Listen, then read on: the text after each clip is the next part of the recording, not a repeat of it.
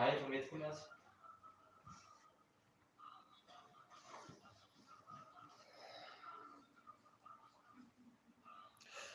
miarabantsika rehetra ny anatin'ny tokantrano andray zay maheno ny fandarana amin'izao takariva mahafinaritra be izao manonona ny fiadanan'i Jesosy Tompo aminao sy ny ankonanao ny tenako Jehovah-Andriamanitry ny Israely ny soantsika rehetra zay mihaino amin'ity ary mahita ny fandarana ihany koa amin'izao fotoana mahafinaritra be izao. Ny mpanomboka kelin'ny Tompo Apostoly Andreas ihany no miaraka amintsika eto indray ao anatin'izao fandarana manokana izao. Ka dia sainam-pitiavana isika rehetra n'aiza n'aiza toerana ahitanao anay amin'ity anio ity dia sainam-pitiavana ianao hanaraka hatramin'ny farany izao fandarana izao zany.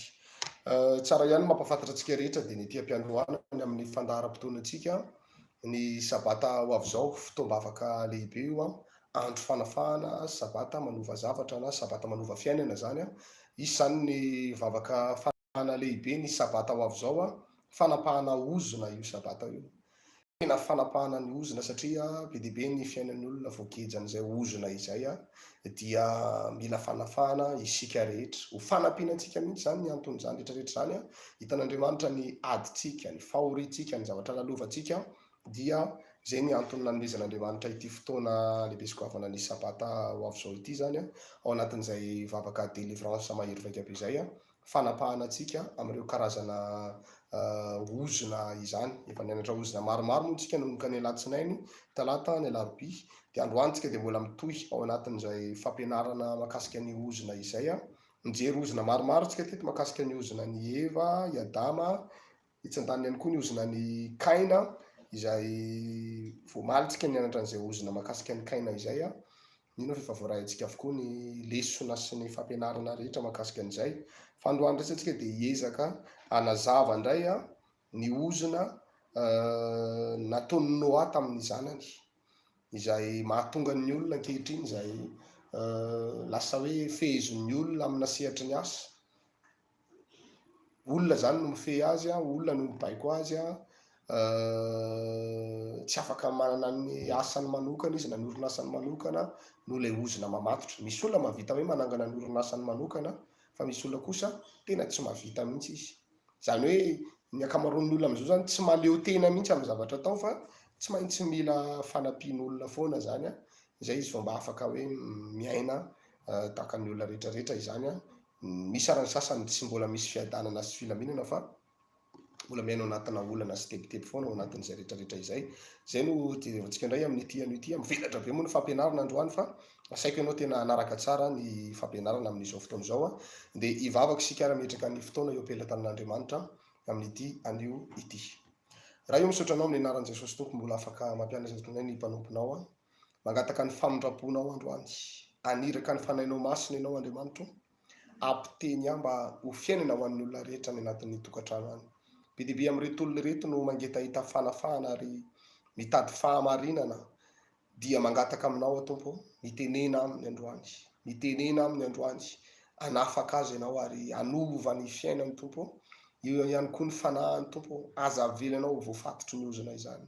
Tompo, misandrata eto amin'ity fotoana ity ianao amin'ny anara-maheran'i Jesosy Kristy avy any Nazareta. Misaotra raha io. Amen. Ijery baiboly tsika dia jerevantsika ny amin'ny bokin'ny Genesis. Genesis toko 7 ny andininy 7 no amakiantsika azy. Genesis toko 7 ny andininy 7 amin'ny anaran'i Jesosy Tompo avy any Nazareta. Ny soramandry ambony dia milaza manao hoe ny nataon'izy telo mirahalahy zanako Noa sy ny teniny amin'ny nanindrainy azy avy. Andininy 7 ary ny zanakalahin'ny Noa izay nivoaka avy tamin'ny sambo fiara dia Sema sy Ham ary Jafeta ary Hama no rain'ny Kanana. Ireo telo lahy ireo no zanako Noa ary avy tamin'ireo no nielezan'ny olona tambonin'ny tany rehetra. Ary vao tonga ampiasa tany Noa ka nanao tany-boaloboka ary nisotro tamin'ny divay izy ka mamy, dia nanary lamba izy ka nitanjaka tao anatin'ny lainy ary hitan'ny Hama rain'ny Kanana ny fitanjahan'ny rainy dia nambarany tamin'ny rahalahiny roa lahy teo ivelany. Ary nalain'ny Sema sy Jafeta ny lamba ka nentin'izy mirahalahy teo antsorony dia nanao 5 anitra izy ka nandrakotra ny fitanjahan'ny rainy ary ny tavany tsy nanatrika ka dia tsy hita ny fitanjany ray dia natsiaro Noa rehefa afaka ny amamony ka nahafantatra zay efa nataon'ny zanany farala taminy dia hoy izy ho voaozona ne Kanana ho tena andevony ralahany izy ary ho koa izy isorona ne Jehovah Andriamanitra Sema ary eo Kanana ho andevony ataon'Andriamanitra malalaka ne Jafeta ary aoka onona ho andainy Sema izy ary eo Kanana ho andevony ary ny andro niainan'ny Noa taorian'ny safodrano dia 570 taona ary ny andro rehetra niainan'ny Noa dia 570 taona dia maty. Amen.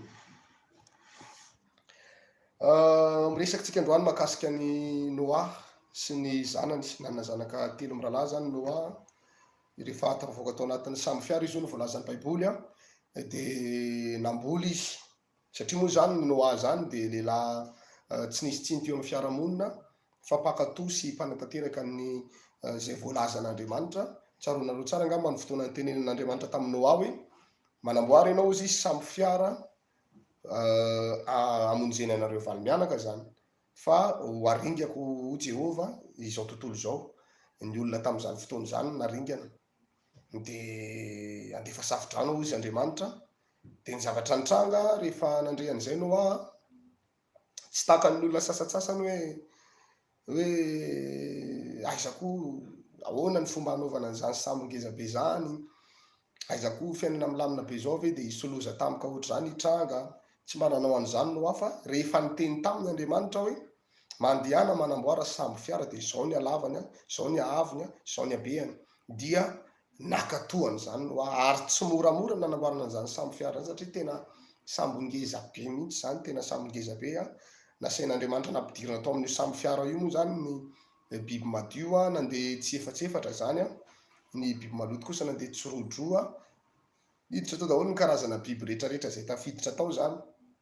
Dikan'izay zany tena hoe sambongeza be io satria atonona karazana biby maro hatramin'ireny ataoko ngamba misy biby ngeza reny elefanta reny ngeza be reny fa dia tafiditra tao anatin'ny samby fiara reny karazana biby rehetrarehetra reny dia ngeza le sambo zany no tiana tenenao anatin'izany rehetrarehetra zany manoloana an'izany fanamboarana ny sambo zany Noa tsy mba nitaraina hoe tsy vitako zany na ohatr'izany fa na manao ahoana sarotro ny fanamboarana an'io sambo io na manao ahoana sarotro ny fanamboarana an'io sambo io dia tsy maintsy namboarina io satria amin'ny alalan'io sambo no amonjena azy valy mianaka zany. Isaorana n'Andriamanitra raha mba nohony amin'ny fahamarinan'ny Noa dia nivonjen'Andriamanitra niaraka taminy ihany koa ny ankohonany zany.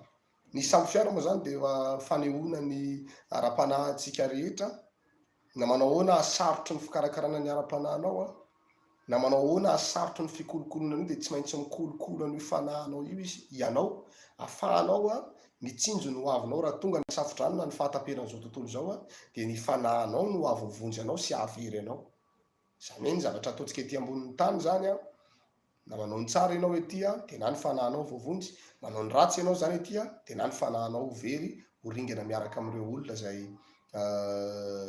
matin'ny safodrano zany. Raha ataonao kitoto koa nefa ny fanamboarana an'ilay sambo tsy ataonao rafitra tsara dia tonga ilay safodrano dia mety ho tafiditra rano ny sambo dia mety letika ilay sambo ao anatin'izay fotoana izay dia takizany ihany koa raha ataonao kitoto ny fikarakaranao ny ara-panahinao zany dia ny zavatra mihitranga amin'izay fotoana izay rehefa tena tonga ilay fotoana fahataperan'ny tontolo izao mety hisy zavatra hitranga anakana ny famonjenanao zany satria tsy vitanao araka ny tokony izy ilay fikarakarana ny toe-panahinao zany.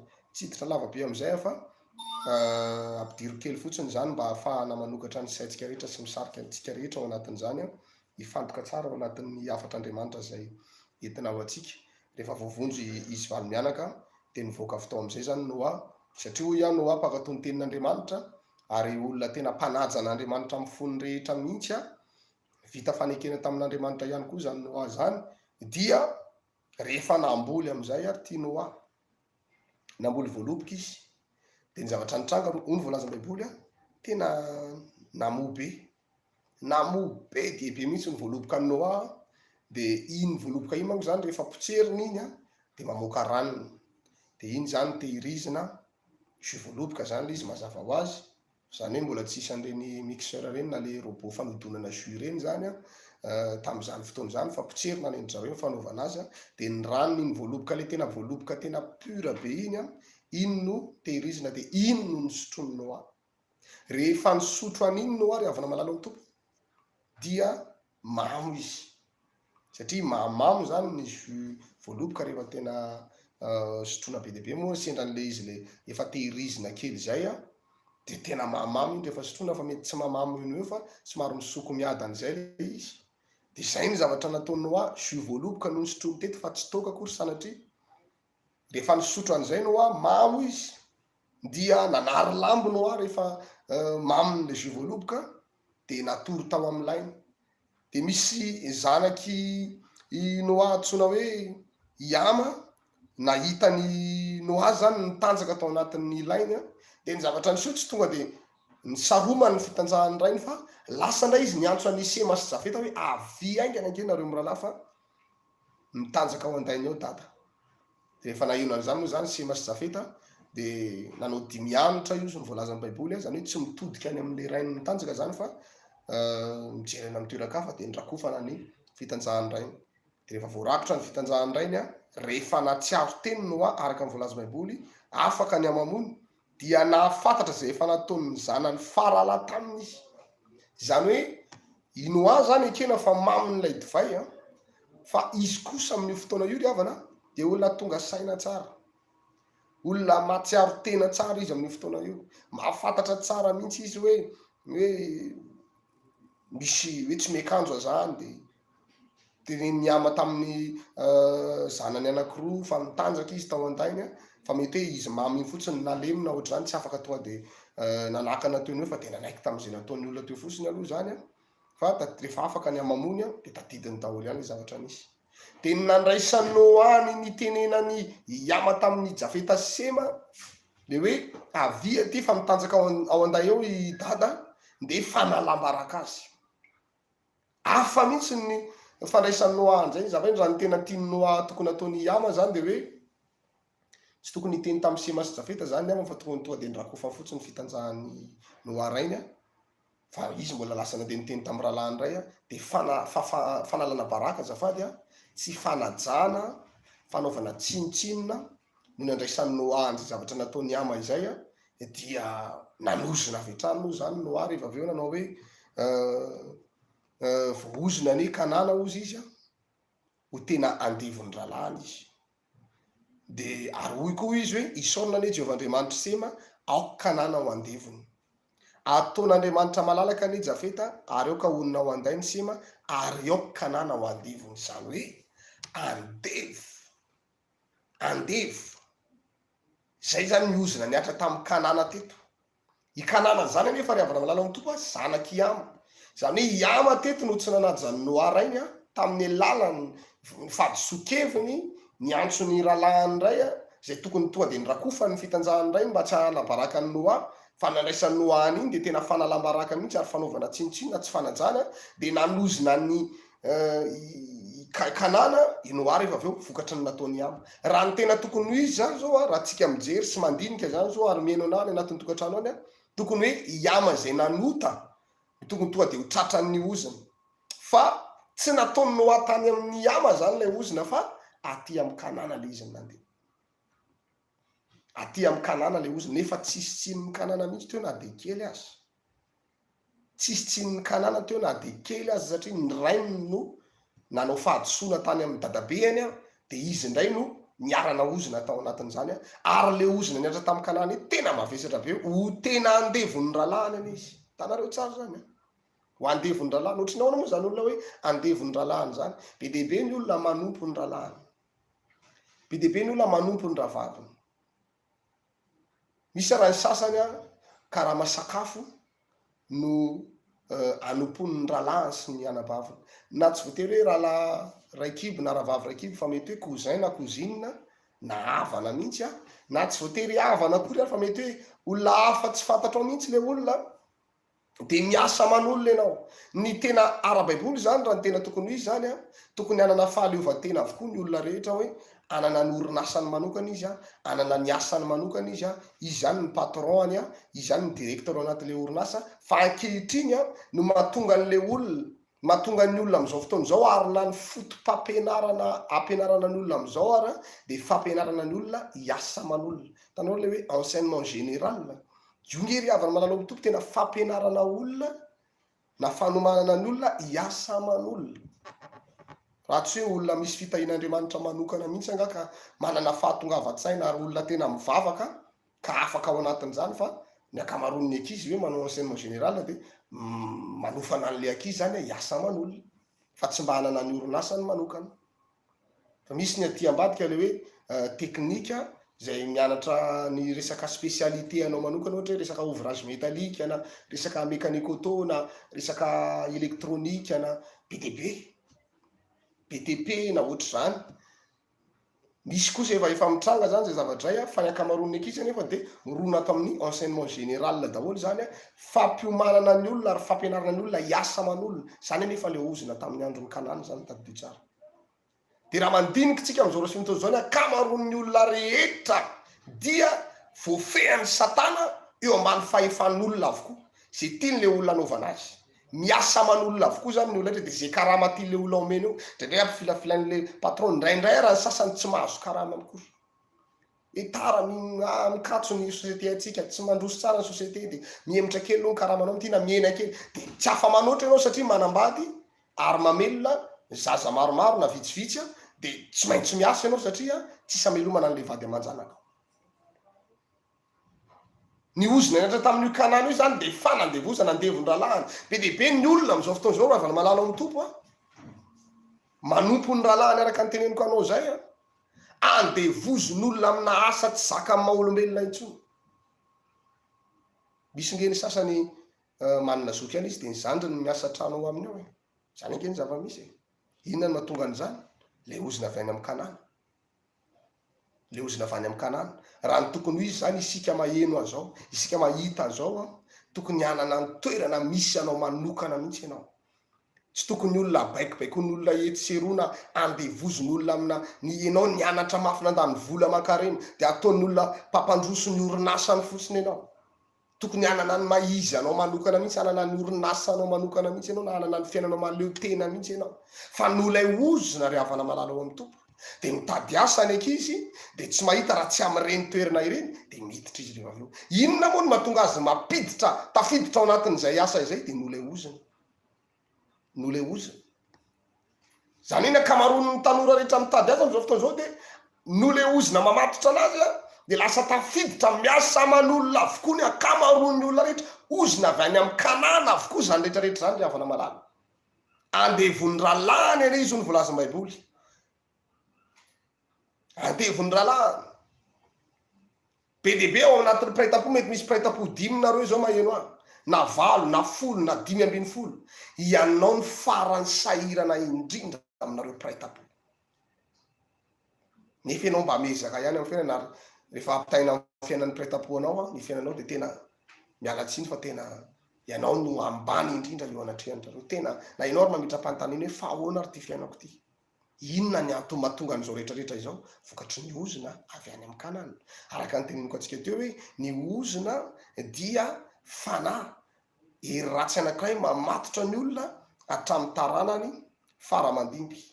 Toa mba jerevantsika kely ny mahakasika an'ity Kanana ity eo amin'ny toko 7 eo dia mitantara ny taranaky izy 3 mirahalahy zany eto ity Genesis toko 7 ity.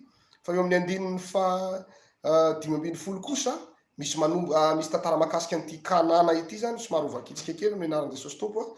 Ny Genesis toko 7 5:10 manao hoe ary Kanana nitiraka ny Sidona lahy matoany sy Heta, ary ny Jebosita sy ny Amorita sy ny Girgasita sy ny Vita sy ny Arkita sy ny Sinita, ary ny Arvadita sy ny Zemarita sy ny Amatita, ary noho ny taoriana dia niely ny firenen'ny Kananita. Ka ny faritanin'ny Kananita dia hatrany Sidona ka hatrany Gaza eo akaikin'ny Gerara, ary hatrany Lesa eo akaikin'ny Sodoma sy Gomora sy Adma ary Zeboim. Ireo no zanaky Ama araka ny mpianakaviny, araka ny fiteniny, amin'ny taniny, amin'ny fireneny. Eo zany tsika eo. Zavatra nisy reto dia niteraka be dia be moa zany ny Kanana tao anatin'izany rehetrarehetra zany. Dia raha vao jerevantsika mbola ho tsiponitsika tsirairay ty Sidona ty, mbola ho jerevantsika rehefa hoe manao ahoana ny taranak'io sy idona io satria zany a efa nianatritsika hoe raha vao ndray aman-dreny zany misy fahotana taka ny adamaseva de mipita ty amin'ny taranaka le izy de eto zany zao a ikanana tsy nanota fa voaozina fotsiny izy de hojerevantsika rehefa aveo hoe ohatrany ahoana ny taranak' zany kanany zany hoe olona misy ozona rehefa ny olona misy ozona de manahoana ny tarana ny fara mandimbo mihitsy a eo anatrehan'Andriamanitra sy izao fiainana iainana izao fa be dehibe ny olona ny tsy mahafantatra hoe inona ny antony ty olana mitranga eo amin'ny fiainako ty de ambarako androany zany a be dehibe koa ny olona efa vavaka fa mbola voafatotra ny ozony de ambarako androany eto zany ohatrotrany ao inona ny mahatonga n'izany rehetrarehetra izany fa eo amin'le resaka fanandevozana sy tsy fanajana ray aman-dreny zany a ny tsy fanajana ray aman-dreny a mahatonga ny olona anankiray a ho tratrana ozona andevon'ny olona izy ataon'ny olona tsinotsinona izy ampahorin'ny olona izy vokatra n'izay tsy fanajana ray aman-dreny zay le tsy fanajana ray aman-dreny eto riavana malalo amin'ny tompo a de tsara zavaina tsara ihany fa ndray mety misy amintsika ohatra hoe sakanan'ray aman-drenitsika mandeha mivavaka de ozy ianao hoe raha ohatra ka mandahany zany de lasa tsy manaja ray aman-dreny de am'izay fotoana zay lasa diso hevitra ianao am'izay fotoana zay fa raha ohatra ka nohony amin'ny fivavahana anao anankanany ianao de mila mijoro ianao kory tsy hoe hifamaly aminy hoe za na tianao na tsy tianao za tsy maintsy andeha hivavaka na tianao na tsy tianao za tsy maintsy andeha hitady an'Andriamanitra tsy manao be vava be ohatry zany na be resaka be ohatry zany fa mangina fotsiny eo anatrehan'ray aman-dreny mba tsy isin'lay sanatria teny sy lifatra tampoka ka lasa tafiditra any am'le tsy fanajana de ahatonga azy lasa anozona am'izay ora sy fotoana izay satria ny ozona ny ray aman-dreny a de mandaitra tsara mihitsy eto zao inoano nanozona ny kanany de tena vitatsika tsara ny fandairany rehefa aveo a hoe ohatrany ahoana ny taranak'io kanana io fa vokatry ny tsy fanajana ray aman-dreny be dehibe amintsika zay maheno a am'izao fotoana zao a be dehibe no ny aina tao anatin'izany hoe tsy fanajana ray aman-dreny zany ny akamaroan'ny tanora am'izao fotoana zao rehefa irahan'ny ray aman-dreny hoe andehana mba ataovy zao de mahita tenenina foana manao hoe ahoaka aloha nendrineniko nendry dadako za foana nga tsisy olona atsy za foana ny irahanao za foana ny ampanaovanao an'io reraka ohatrohatrao mamaly daholo ny akamaroan'ny tanora am'izao raha sy fotoana zao ary fantatry satana tsara mihitsy zany hoe raha vao ny akizy anankiray na ny tanora anankiray na ny lehilahy anankiray na ny vehivavy anankiray no tsy manaja ny ray aman-dreniny de efa misy ozona manokana mihitsy miatra amin'io taranaka ny olona io a de ho andevon'ny rahalahy de aprisian'ny satana avokoa ny tanora am'izao tsika miresaky zao a tsy anaja ray aman-dreny ianao mahita io sy maheno io efa niaina tao anatin'izany ianao fa tsy afaka mitsoka amin'izany ianao tsisy afaka namaro tena mihitsy eto hoe za tonga de mpanaja ray aman-dreny hatram'izay niainako mihitsy ia efa samy mifamaly tamin'ny ray aman-dreny ary misy ara ny sasany tena namoky natotondro mihitsy hoe midira raha mafy be ianao ray aman-dreniny io a de le ray aman-dreninay no nandefitra hoe efa mitady anohatra ty zanako ty fa aleoko milefitra misy olona tena mahasamiady amin'ny ray aman-dreny ary tsy mifampiteny amin'ny ray aman-dreniny am'izao tsika miresaky zao mety hoe vokatry ny nananarany ray aman-dreniny azy dia tsy mifampiteny amin'ny ray aman-dreniny izy nananarany ray aman-dreniny izy tamin'ny fotoana nakany an'iny vadiny iny ohatra hoe tsy tiako izy le ray aman-dreny iny vadinao iny a fa raha vao manambady an'iny ianao de za tsy tsodrananao mihitsy de niditra forcé ihany izy anankiroa nyfankaty de nanao bevoka mihitsy a de eo vao noentina tany amin'ny ray aman-dreny de lasa mitsodrano tsy fidiny le ray aman-dreny nefa efa nanozony izy hoe raha iny ny vadinao raha iny ny alainao vady de tsy anjary mandrakizay anao mety misy karazana ozona be dehibe fa no tenenin'ny ray aman-dreninao nanozona anao tamin'ny alalan'ny fanorenanao tokantrano de tadidio tsara fa tsy azo atao tsinotsino reny tsy azo tsinitsiniavina fotsiny tsotra hoe za tsy mino an'izany ianao mety tsy mino fa le ozona ataon'ny ray aman-dreny iny misy fanahy miaraka amin'ny fanahy mamatotra tonga de mamatotra ny taranako miaraka am'izay de nanangana tokantrano ena nefa ianao rehefa aveo satria bevoka nana bevoka an'le zanak'olona de nidirana nalefa le tokantrano de manomboka rehefa miteraka am'izay rehefa aveo miaina heritaona na roa taona ao anatin'le tokantrano telo taona de hitanao am'izay le vokany ohatrany tsy mandeha am'izay lohan'izany le fiainany na ohatrany somary mody mandeha zay izy amin'ny voalohany de ohatrany hoe aiza koa zay ozona eo efa fankahalana mihitsy nendrineny na nendry dada ozoniny nefa ankehitriny zay reo tsy tanteraka akory ao aloha kely ao am'izay de hitanao tsara fa ny ozona na oela na oaingana raha vaovao ozona ny olona anankiray no zonony ray aman-dreniny tsy maintsy misy fiatraikany eo amin'ny fiainany foana iny na iodina vy izy na iodina vana misy ravana malala na iodina vy ho iaho na iodina vanana dia tsy maintsy tratra n'iny ozon'iny foana zany raha olona tsy manompo an'Andriamanitra amin'ny fahamarinana. Donc eo jerevantsika kely hoe ohatry ny ahoana ny fetraikan'ny ozona niatra tamin'ny Kanana. Aty amin'ny andron'ny Noa Kanana ny voaozona hoe ho andevon'ny ralahany. Aty amin'ny andron'ny Noa dia jerevantsika aty amin'ny vanim-potoanan'i Jesosy Kristy Tompo efa amanarivorivon'ny taona na amanjatonjaton'ny taona taty aorianan'ny Noa. Dia jerevantsika ny fetraikan'izany ozony zany hoe marina ve zavatra teneniko sa tia ampiresaka antsika fotsiny afa torony marina amintsika ito mba hanafahana antsika tsirairay avy ao anatin'izany ozony zany no antony ampahafantarana antsika an'izao fampianarana izao any amin'ny Mateo 5:20 manomboka ny 9 ny fa 1:20. Mateo 5:20 ny 9 ny fa 1:20 vakiko amin'ny anaran'i Jesosy Tompo avy Nazareta ny soramandro ambony milaza manao hoe ny nahasitranan Jesosy ny zanaka vavin'ilay vehivavy Kananita. 9 ny fa 1:20 dia niala teo Jesosy ka nakany amin'ny faritanin'ny Tiro sy Sidona. Tiro sy Sidona ozy izy Sidona io dia tsy izy io fa lamatoan'ny Kanana. Dia eo toizintsika ny 9 ny fa 20 ary ny vehivavy Kananita ndikan'izany Kananita zany taranaka Kanana izy zany petraka any amin'ny tanin'ny Kanana izy zany. Vehivavy Kananita anankiray nivoaka avy tamin'izany tany izany.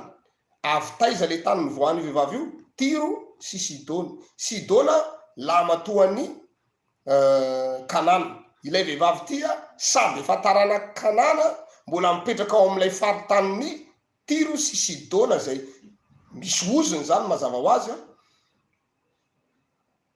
Niantso izy ka nanao hoe mamindrafo amiko tompo zanaka Davido ny zanako vavy ampahorin'ny démonie loatra.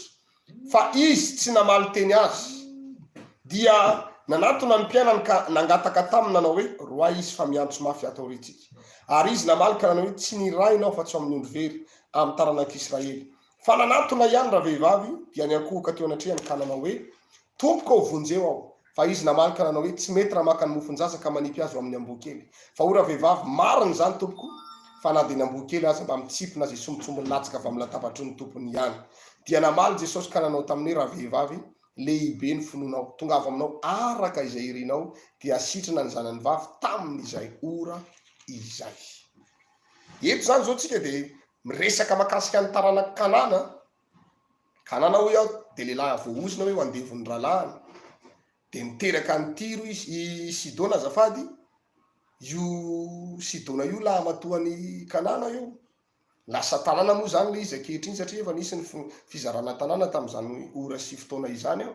Dia nisy vehivavy aty amin'ny vanim-potoanan Jesosy Tompo narary mafy ny zanany napahoriana démonie.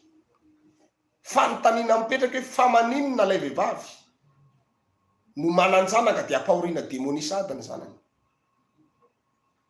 Matetika reny le devolo mamatotra ny ankizy reny na mamatotra na vehivavy na lehilahy anankiray reny mihitsy akery avy namalanao tompo le ozona iny le ozona hita maso zany le ozona azo tsapaitanana zany iny le devolo iny satria taranaka Kanana zany io vehivavy Kananita io zany hoe taranaka misy ozona zany izy. Dia rehefa mananana an'io aretina io izy zany narariny zanany dia nahitan'i Jesosy tompo teny an-dalana izy nandalo tany amin'ny faritran'ny Tiro sy Sidona ny tompo dia nangataka tamin'i Jesosy ilay vehivavy manao hoe Jesosy tompo zanaka Davida mamindrafo amiko fa ny zanako vavy ampahorian'ny démonie loatra. Nangataka famindrapo ilay vehivavy Kananita. Fa ny zavatra miseho dia izao hoy ny voalaza baiboly hoe fa ny tompo tsy namaly teny azy. Zany hoe tsy nivaliany ny tompo izy fa maninona ny tompony tsy namaly teny. Fanontaniana mila valiny zay. Mbola niantso ihany le vehivavy nitarana tamin'i Jesosy. Dia hoy ny mpianatra tamin'i Jesosy hoe roa izy sa miantso mafy atao aoritsika. Sorenanay ny mpianatra naheno an'ilay vehivavy nitaraina be tao aoriana. Dia rehefa naheno an'izany moa ny tompo dia niteny tamin'ilay vehivavy hoe tsy nirahanao afa-tsy amin'ny ondro very amin'ny zanak'Israely. Dia ina nataon'ilay vehivavy rehefa naheno an'izany fanotelony. Fandavana fanotelony zany hoe dia nanatona ihany raha vehivavy izy dia nikohoka teo anatrehany. Tena nikohoka teo anatrehany Jesosy mihitsy ilay vehivavy Kananita. Hoe tompoko vonjeo aho. Dia mbola niteny fanonefany ihany ny tompo manao hoe tsy mety ny maka ny mofon-jasa ka manipy azy amin'ny amboa-kely. Mariny zany tompoko izy ilay vehivavy.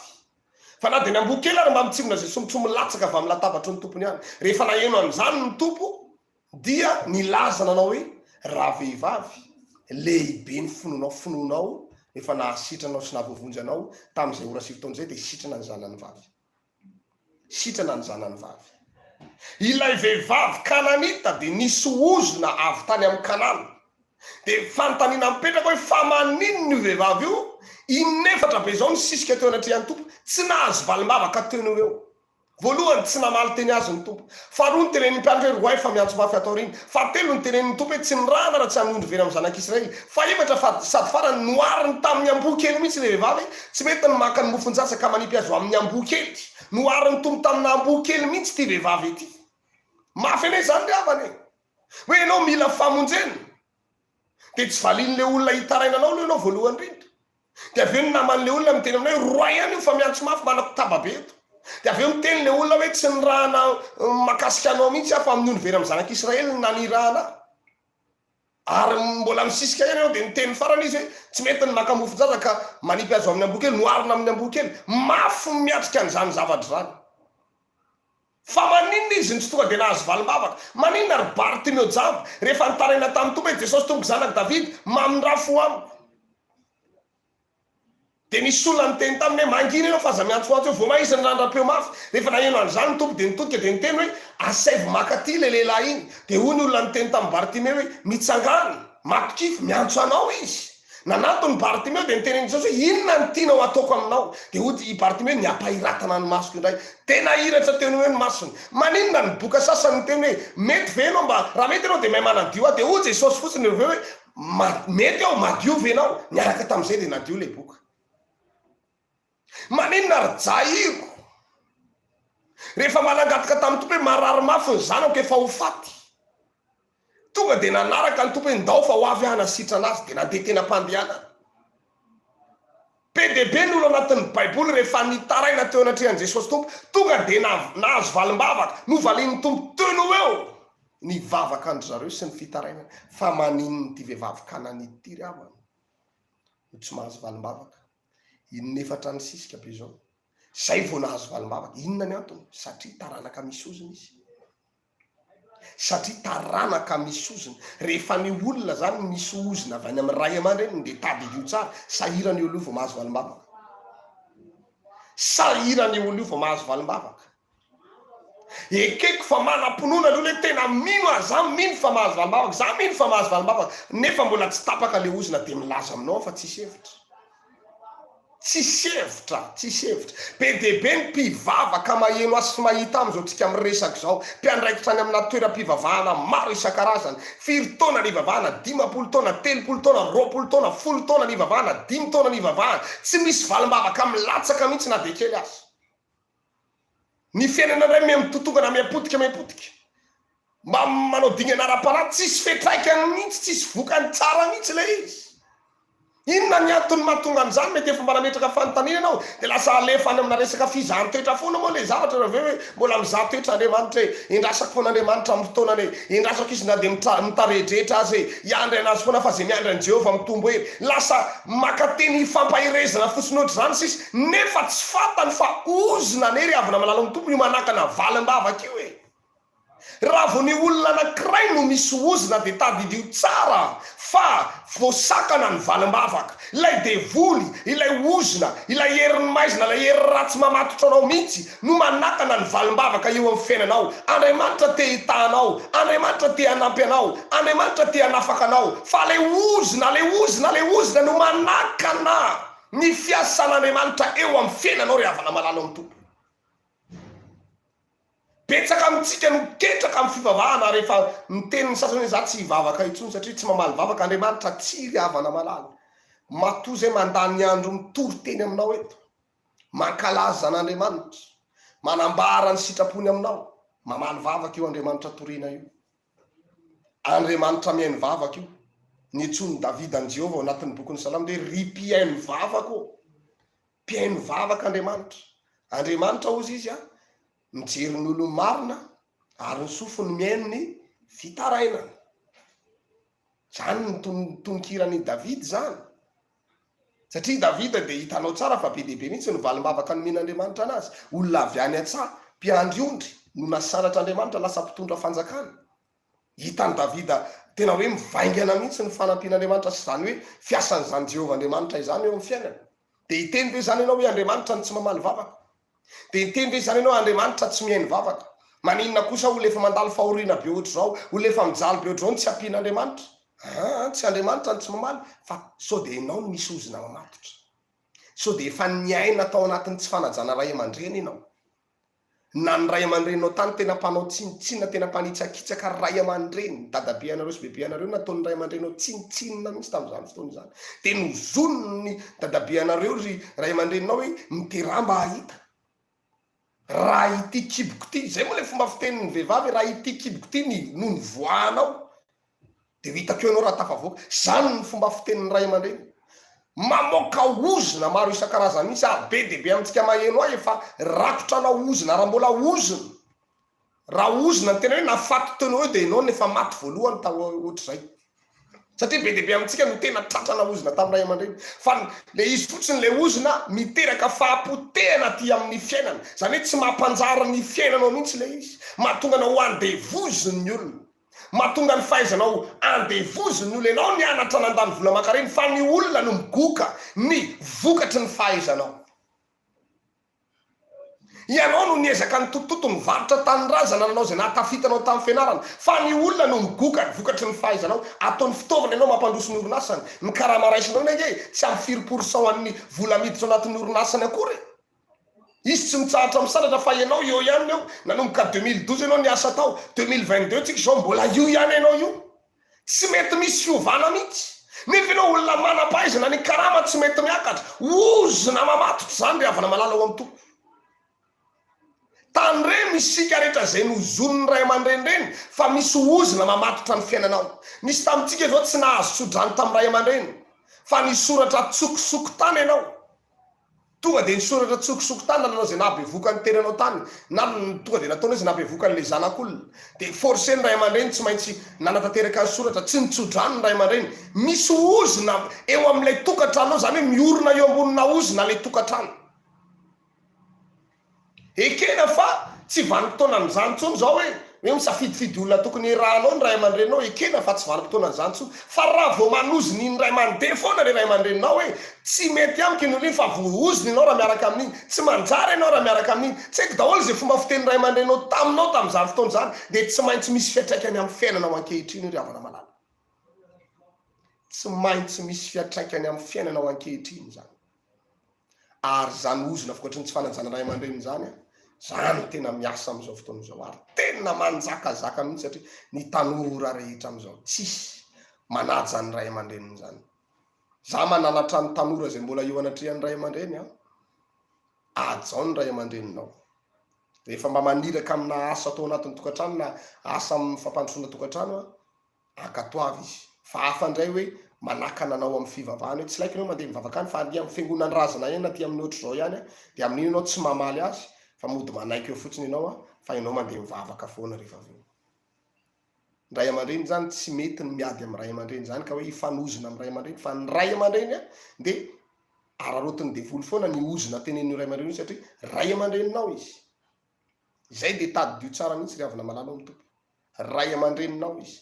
Ajao zany ny ray aman-dreny manomboka amin'ity masonandro androany ity, satria io no mamelona ny tanora rehetra. Ny ray aman-dreny no mitotototo etseroa, zay ianao vao misakafo, zay vao voalohany ekolazinao, zay ianao vao mipetraka amin'ny trano faina foana io, zay ianao vao mitafy, zay ianao vao mba afaka mba mitovitovy amin'ny zanaky ny olona, mba ohatrany hoe mba zanak'olona manana ny maizy anao rehetra, mba zanaka mpanan-karena kely. Nefa le ray aman-dreny no mitotototo ohatran'ireny reny mamelona anao. Nefa rehefa misy zavatra takily le ray aman-dreny aminao dia valiboraingana ny azonao, nomenao azy, teny anavina no amalinao azy, trerotrerono, tsisy fitiavana na dia kely azy. Dia mety tsy manozina arabaky teny le ray aman-dreny hoe ty zanako ty tena manahirana mihitsy, fa mety any anatin'ny fony ihany izy izao mo miteraka ihany aty, fa dia miteraka tsy fantatra na devoly na ohatriny ao misy fomba tenenina any anatin'ny fony dia fa miatra aminao zay oziny zany. Ozina nataonao atam'kanana aty amin'ny taonjatony, aty amin'ny andron'i Jesosy tompo, aman-jatonjatony taona ty aoriana, mbola miatraika amin'ity vehivavy kananity, ary natonga azy tsy nahazo valim-bavaka mihitsy. ohatry ny tehiteny zay zany ny tompo hoe tsy ny rana raha tsy amin'ny olo very amin'ny zanak'Israely hoe tsy ny rana amin'ny olona misy ozona nefa ny firenena kananita sy ny jebosita sy ny hitahita io no miparitaka avy tamin'ny taranaky noara io no miparitaka naneran-tany ny zanaky ama sema jafety reo no miparitaka lasa karazana olona be dehibe lasa firenena be dehibe hitantsika amin'izao io ny taranaky noa de be dehibe zany ny olona taranaky io kananita io taranaka gentlis ny kananita zany mpanompo sampo daholo ny akamaroan'ny kananita satria manompo andriamanikafo reo tsy nanompo an'andriamanitra hatramin'izay nenany de raha vo taranaky ny olona zany ny taranaky kananita de le mpanompo sampo reny izy be dehibe tamintsika zany zao ny ray aman-drentsika mpanompo sampo dikan'izay taranaky kananita izy zany de efa voavalinao sady zany ny fanontaniana inona mahatonga ny tiorana mitrango amin'ny fiainako ty nola iza taranaka kananita misy ozona vokatry ny tsy fanajana ray aman-dreny de ny kananita koa taty aoriana mbola manompo sampo daholo ihany rehefa taranaka kananita jebosita amonita reny ivita girgasita be dehibe reny hitahita rehetra reny no miparitaka ty amin'ny tanin'ny gentilisa ary ny akamaroan'ny gentilisa manompo sampy avokoa tena miainao anatin'ny fanompotsapy raha mijery ny tantaran'ny Madagasikara tany am-piandohana zao ianao tena nanompo sampy tanteraka mihitsy ny tamin'ny andron'ny mpanjaka eny am'ireny rova izay nisy ny mpanjaka taloha reny de efa misy toerana fanaovana karazana fanandrona sy karazana fanompotsapy fanaovana sorony eo amin'ilay toerana zany hoe nanompo sampy avokoa ny akamaroan'ny mpanjaka tamin'izany fotoana zany nisy fanompotsapy teto porofony zany fa misy taranaka ny olona mpanompo sampy zany teto amin'ny firenena de be dehibe amintsika ny anatin'ny tokantrano any ny antefany zany zavatra satria miparitaka le rany kanana manerana n'izao tontolo zao nefa de lehilahy voaozona izany kanana izany ary zay ny mahatonga ny olona maro sahirana voatafavoaka amin'ny fiainana manapaizina te hitsangana te avita zavatra be de hiezaka be fa voakejany le ozona hoe ho andevon'ny ralahany ahetrin'lay ozona foana ampidin'lay ozona foana te ho tafavoaka fa ampidin'lay ozona miezaka mandany vola makarena fa ampidin'lay ozona mba mahita lalana kely hoe io ny atafavoahantsika ndao mampiasa vola fa mahomby io de mampiasa vola ampidin'lay ozona foana le fiainana riavana malala ao ny tompo mba mirehitra kely amin'ny fivavahana mba mirehitra kely mahazoazo hery kely ampidin'le ozona sy andevozony ralahany misy fanandevozana managedy zay zany le ozona avy any amin'ny kanana fanany fanandevozana misy zavatra manandevo mivavaka izy ohatra tena teo voavonjy fa misy fahotana manandevo azy foanao mety andevozona sigary izy misy andevozona fisotrotoka izy na andevozona finanana paraka izy na andevozona fitsangajangana izy te ho any an-danitra nefa andevozona fakana vadin'olona ohatra izy te ho any an-danitra nefa andevozona resaka alatra tsy madinidinika andevozona resaka fomba fitafin'izao tontolo zao zany le ozona avy any amin'ny kanana misy fanandevozana ohatry hoe misy hery manandevo manageja mihitsy ianao de hoy ny voalazan'ny bokin'ny Petera hoe izay maresin'ny olona no manandevo azy rehefa zavatra tsy resinao de manandevo anao zany zany tenin'ny Petera tsy resinao ny sigara de andevozon'le sigara ianao zany tsy resinao fijerijerevana fahita lavitra jery zavatra tsy araka ny sitrapon'Andriamanitra de manandevo anao io zany ianao te hiala amin'izy fa tsy mety afaka mihitsy zany ny ozona avy any amin'ny kanana riavana malala ka rehefa ny olona zany misy ozona de araka ilay niteneniko teo hoe tsy mety tafavoaka mihitsy fa misy hery manandevo azy ray zay faharoa tsy mety mahazo valim-bavaka mihitsy tsy mety mahazo valim-bavaka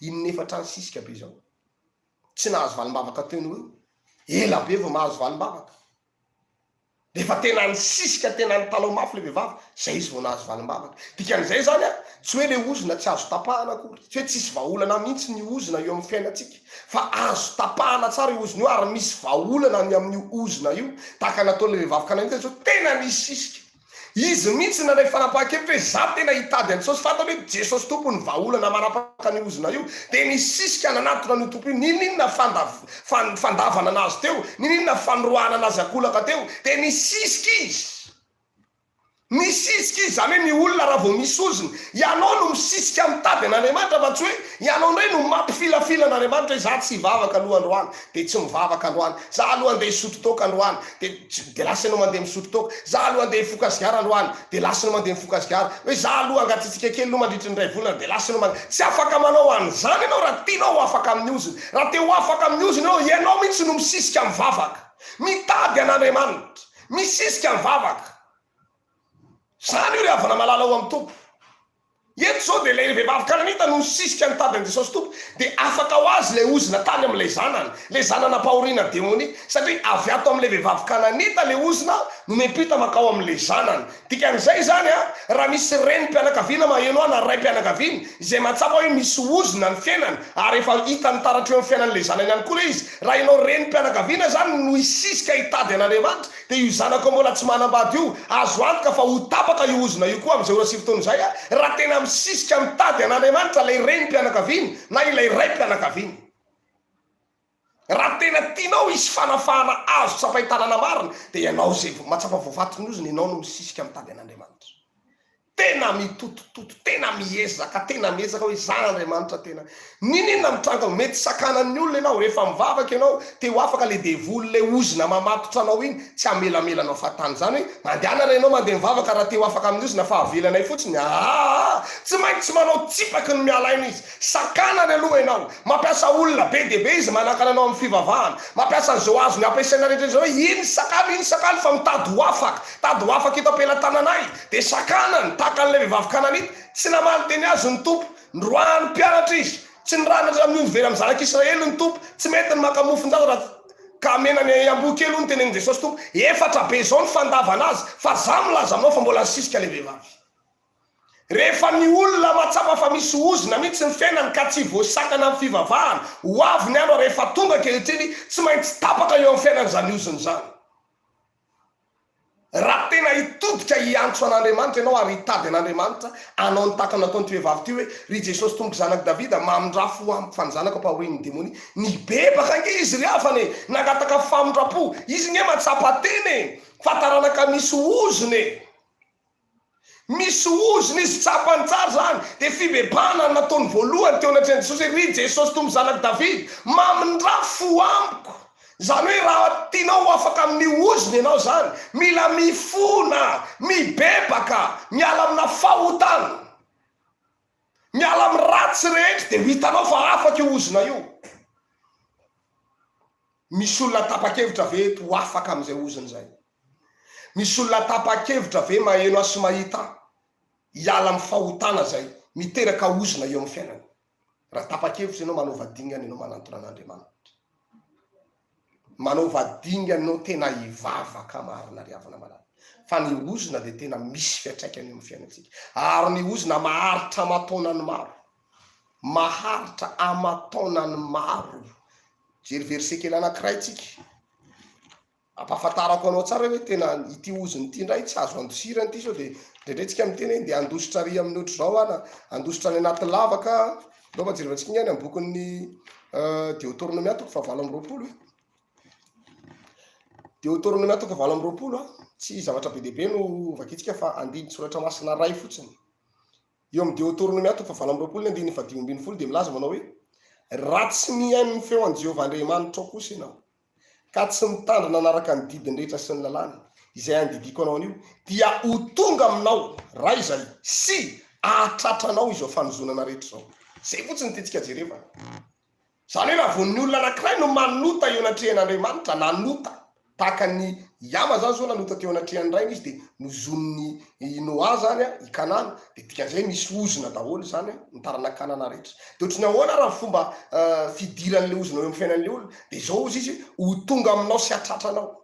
Zany hoe tonga aminao le izy, ohatrany hoe misy olona anatitra zavatra aminao zany de miantso anao amin'ny telefona izy de miteny manao hoe ho avy any aminareo any raha mbola telefonina fotsiny aloha zany mbola tsisy atahorana, mbola raha hoe vola zany izy de mbola tsy azo antoka ho tonga le izy. Fa amin'ny fotoana izy efa tonga eo ambaravarana, madondona ao ambaravarana, manokatra an'le varavara ianao, tonga izy zany zay.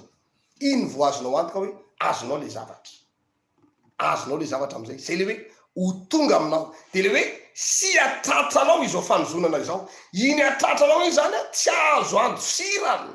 Mitenenao hoe raha ohatra ka ity vadiko anankiray ty zany no miteraka ozona eo amin'ny fiainako a, de leo miala amity de misolo vady hafa. Raha vo enao no misy ozona ka isarabady 900 eo ary, de manaraka anao foana iny ozona iny.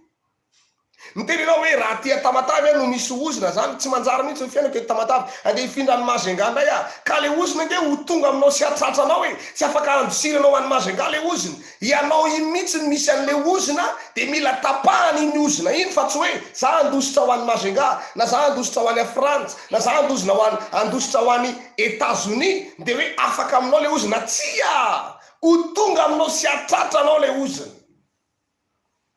Dikan'izay zany a fitodiana amin'Andriamanitra ny vahaolana aingana. Zay ny antony ry havana maralo amin'ny tompoko. Raha teo afaka amin'ny ozona tsika rehetrarehetra, ozona vokatry ny tsy fanajana ray aman-dreny, dia andao hitodika amin'Andriamanitra isika. Afony lalan-dratsy rehetra, afony karazana fahotana rehetra, de ho hitanao ny voninahitr'Andriamanitra ao anatin'izany rehetrarehetra izany. Angataka feokira amin'ny teknisianina sika vetivety a, dia hiditra ao anatin'ny vavaka délivrance isika ao aorianan'izay feokira vetivety zay.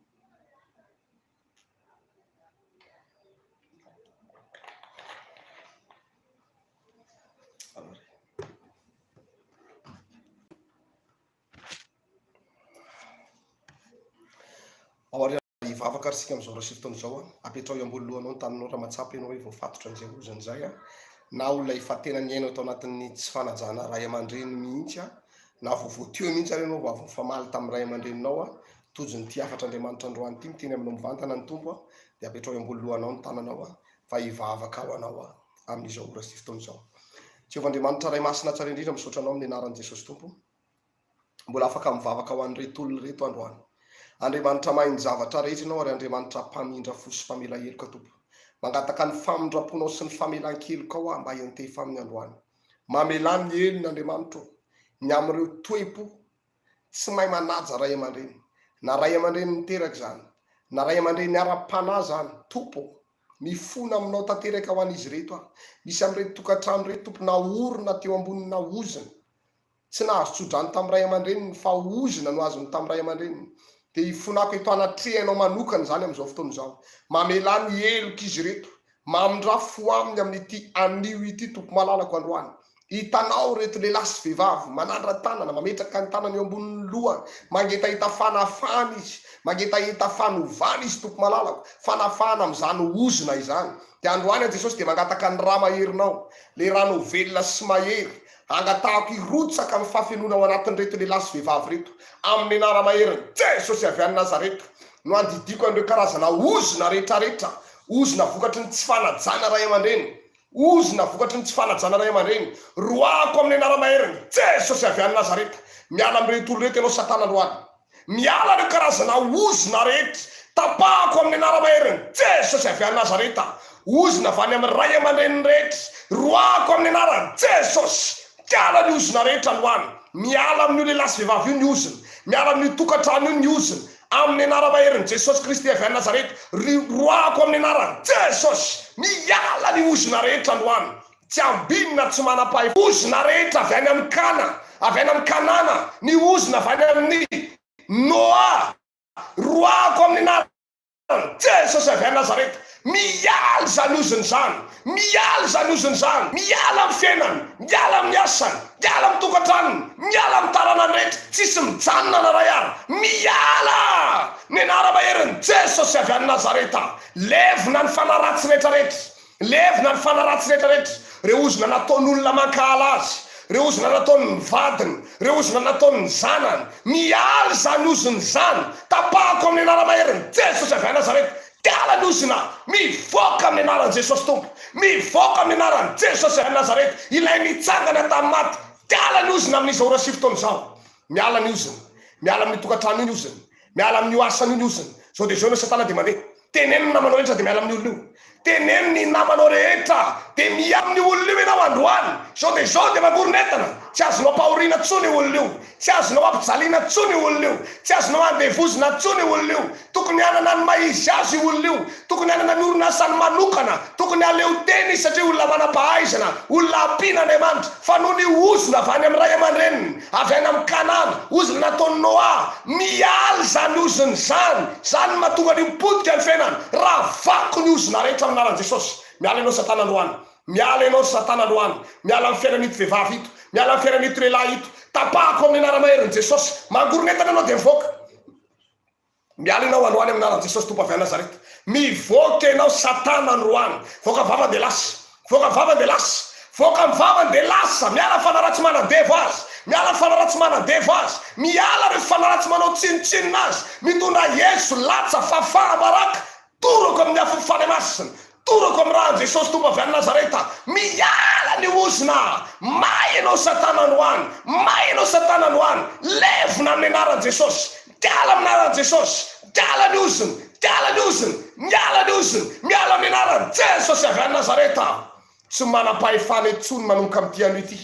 Afaka reto olona reto androany fa ianao Satana lasinao miala, mandeha amin'ny tany foana tsy misy olona any, mandeha amin'ny tany foana tsy misy olona any. Reo asa ratsy ny Satana rehetrarehetra, reo ozona avy any amin'ny Noa, ozona vokatry ny tsy fanajana ray aman-dreny, ozona vokatry ny tsy fankatoavana ny tenin'ny ray aman-dreny. Mialy zany ozony zany androany, ozona vokatry ny fandikana didin'Andriamanitra rehetrarehetra. Tapahako amin'ny anara-maherin'i Jesosy Kristy avy a Nazareta. Miala reo ozona mahatonga an'ity vehivavy ty sy ty lehilahy ty tsy mety mahazo valim-bavaka, reo ozona manakana valim-bavaka, reo ozona manakana valim-bavaka. Miala amin'ny anaran'i Jesosy. Hey! Tiala ianao Satana androany, mivoa ianao amin'ny anaran'i Jesosy. Miala ny ozona manakana valim-bavaka.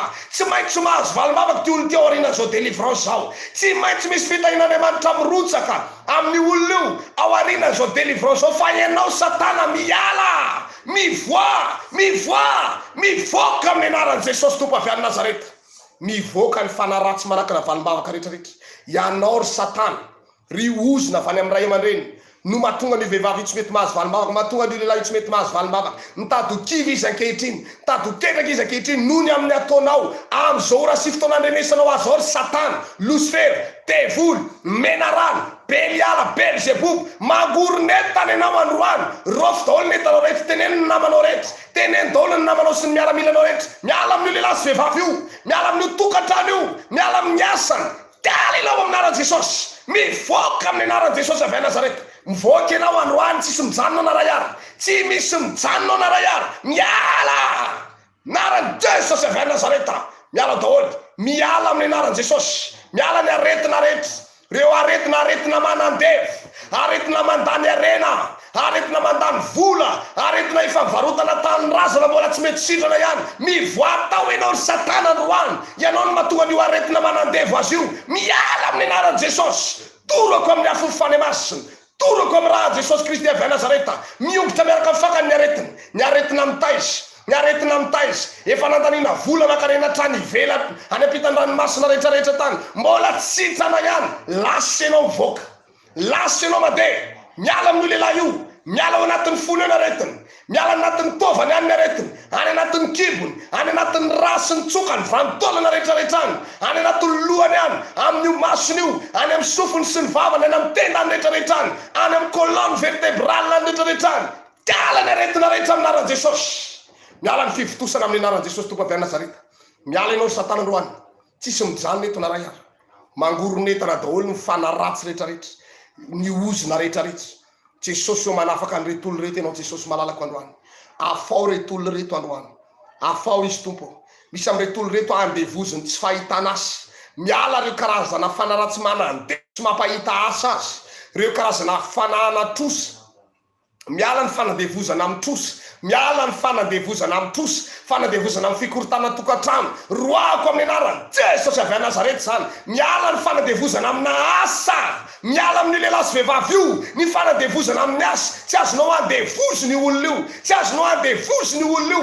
Lasinao mivoaka, miala ny anara-maherin'i Jesosy avy a Nazareta. Toroko amin'ny afo fane masina, tiala amin'ny anara-maherin'i Jesosy. Miala ianao Satana androany, levina daholo ny ozona rehetra, ny aretina rehetra, sitrana ny marary, sitrana ny marary any amin'ny hôpitaly rehetrarehetra zay maheno any, ao anatin'ny tokantrano zay maheno ahy. Levina daholo ny aretina, na aretina kely zany, na aretina kely zany hatrany amin'ny aretina lehibe.